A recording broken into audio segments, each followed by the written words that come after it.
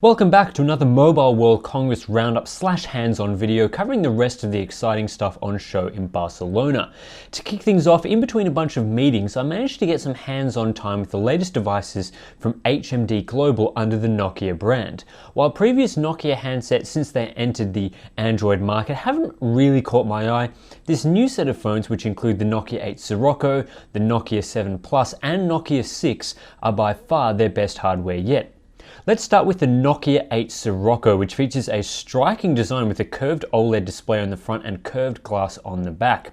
The display isn't 18:9 or any other fancy aspect ratio, instead sticking to a 5.5-inch 2560 by 1440 panel, but the bezels on this device are still very slim. While the phone looks awesome, the glass panels on both sides are so aggressively curved that the metal rim around the edge has become very slim and quite sharp. As a result, the phone is a bit hard to hold and very slippery, similar to the early curved edge designs from Samsung. I also have a few concerns about the hardware inside. The phone has a retail price set around €750, so definitely at the high-end level. However, the Nokia 8 Sirocco only uses a Qualcomm Snapdragon 835 rather than the new Snapdragon 845, though you do get 6GB of RAM and 128GB of storage as standard, plus a 3.5mm headphone jack, microSD card slot and IP67 water resistance. For the camera, we're looking at a 12-megapixel wide-angle primary camera with an f1.7 lens, plus an additional 13-megapixel telephoto with an f2.6 lens, both with exclusive Zeiss glass inside. The Pro camera mode is pretty neat, but it's hard to draw any conclusions about a camera from such a short hands-on experience. I was pleased, however, that the Nokia 8 Sirocco and the entire line of new devices uses stock Android 8.0 Oreo, aka Android One, with 3 years of promised updates.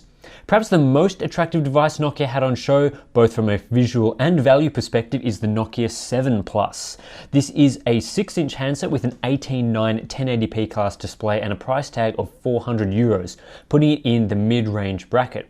However, the all-metal chassis is one of the best I've seen, with a beautiful, easy-to-grip black finish and astonishing copper highlights. This footage really doesn't do the phone justice. It really has one of the best designs I've seen in this sort of mid-range product here.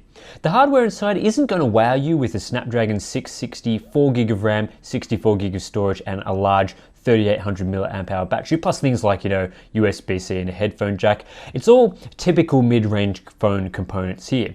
However, the camera is largely the same as the Nokia 8 Sirocco, aside from some very minor changes. The front-facing camera, though, is actually better than the Sirocco at 16 megapixels with a neat low-light feature that combines 4 pixels into 1 for bright imagery in challenging conditions. It might be slightly too expensive compared to last-gen flagships and the bottom end of the flagship spectrum, but it is a really nice piece of hardware. Rounding out the rest of the main Nokia phones on show is the Nokia 6 at €280. Here we're looking at standard stuff, 5.5-inch 1080p screen and a base 32GB storage with 3GB of RAM. The rear camera is just a single unit, not unexpected for a budget handset at 16 megapixels. The build quality here is also very good, though my preference does go a little bit to the Nokia 7 Plus here. This device could sell well though in the US depending on the pricing over there, and expect these handsets to become available in a few months' time. On the laptop front, Lenovo were showing off 3 new devices, the Yoga 730 in both 13 and 15-inch configurations, along with the Yoga 530, otherwise known as the Flex 14 in some markets. Compared to the previous models in these series, the main upgrade here is the shift to Intel's 8th generation CPUs, which shouldn't come as a massive surprise. The 13-inch Yoga 730 model lacks a discrete GPU, while the 15 does get a GTX 1050 in some configurations. The Yoga 530 uses an MX 130, again only in some configurations. I had some hands-on time with all 3 laptops, and the build quality of the Yoga 730 models in particular really impressed me. The full metal chassis is exactly what I look for in top-tier laptops, yet Lenovo provides this at a sub $1,000 price point. In fact, pricing starts at $880 or $900 depending on whether you're after the 13 or 15-inch models. That is a decent starting price, though Lenovo didn't confirm the actual base level hardware you'll get, instead mentioning things like you can get up to a Core i7 and a 4K display.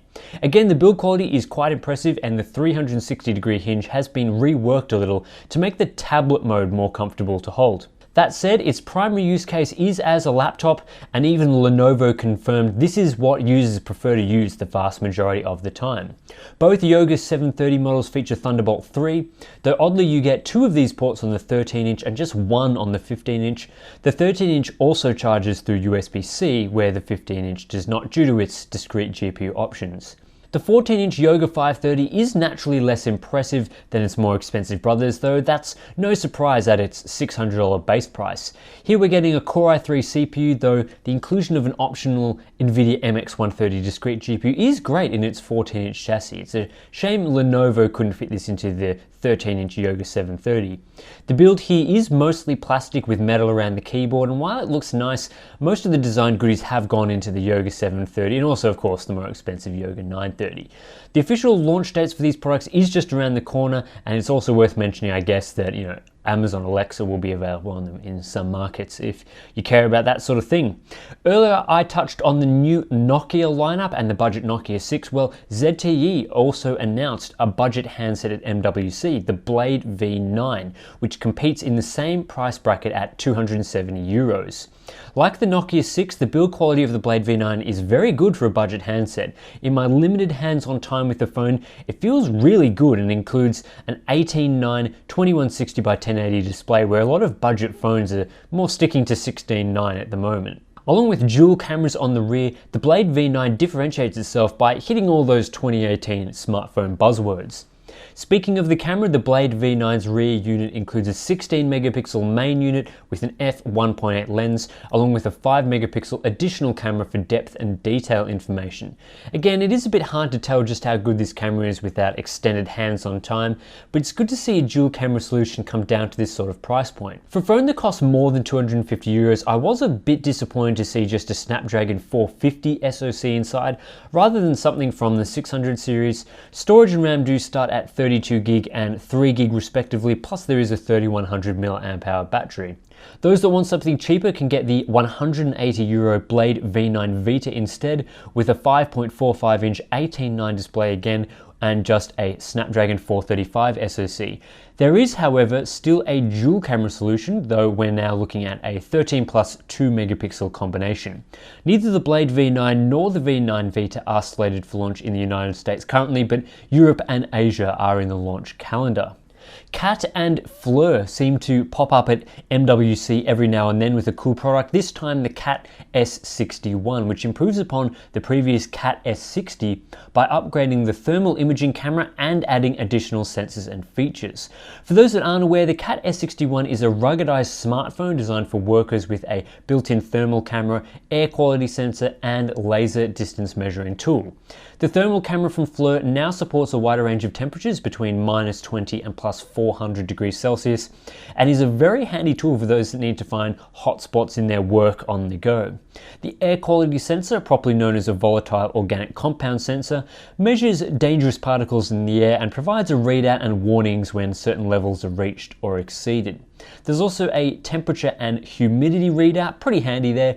The laser distance tool is also very neat and works with distances up to 10 meters and provides accuracy to 1/10 of a centimeter with a ±2% tolerance. These sensors and tools are clearly the standout selling point because the rest of the hardware isn't that impressive, using just a 5.2-inch 1080p display and a Snapdragon 630 SoC, though there is a 4500 mAh battery. The phone itself is very chunky, as you'd expect for something ruggedized, and its price tag of €900 or $1,000 definitely makes it a niche device for those that really want those cool features and don't really care about having, Snapdragon 800 series SoCs, for example.